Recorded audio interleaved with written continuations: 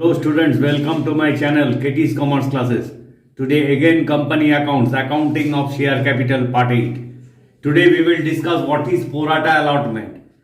Pro rata allotment means allotment in proportion of shares applied for. Now one question has been given regarding pro rata allotment. Question: Lucky Limited issued 1 lakh equity share of rupees 10 each at a premium of rupees 1 per share. The amount was payable as rupees 2 on application, rupees 5 on allotment including premium, rupees 2 on the first call and rupees 2 on the final call. Applications were received for 1,30,000 shares while applications for 20,000 shares were rejected. Allotment was made on a pro rata basis on the remaining applications. Both the calls were made and all money due were received except the final call money on 3,000 shares.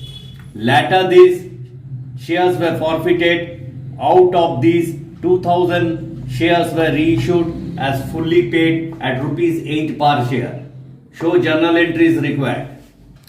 So in the books of Lucky Limited, first accounting entry will be bank account debit to equity share application account.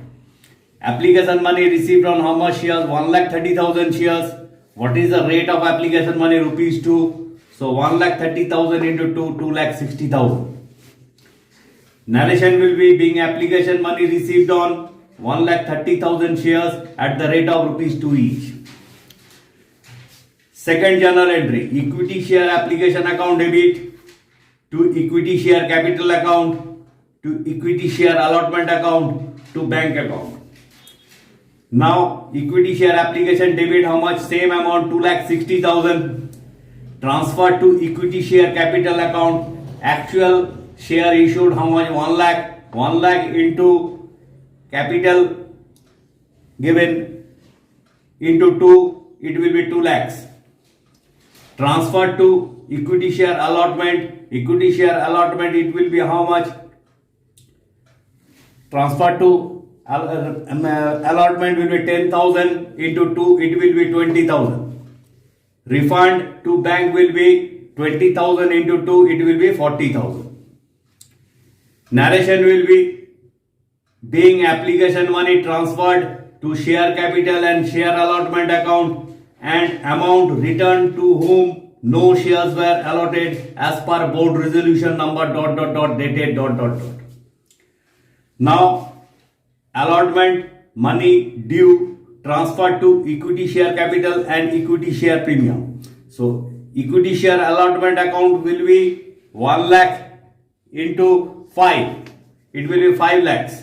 That will be debited. To equity share capital, it will be 1 lakh into 4. It will be 4 lakh. To equity share premium, it will be 1 lakh into 1 because premium money or rupees 1 per share, 1 lakhs. Narration will be being allotment money due on 1 lakh share each at the rate of rupees 5 including premium of rupees 1 as per board resolution number ... dated ... Now collection of allotment money, entry will be bank account debit to equity share allotment. What is the due amount? Due amount 5 lakh. Already collected in application 20,000. So 5 lakh minus 20,000, it will be 4,80,000. Entry will be bank account debit to equity share allotment account 4,80,000. Narration will be being allotment money received. Now first call money will be transferred to share capital account. Accounting entry will be equity share first call account debit to equity share capital account.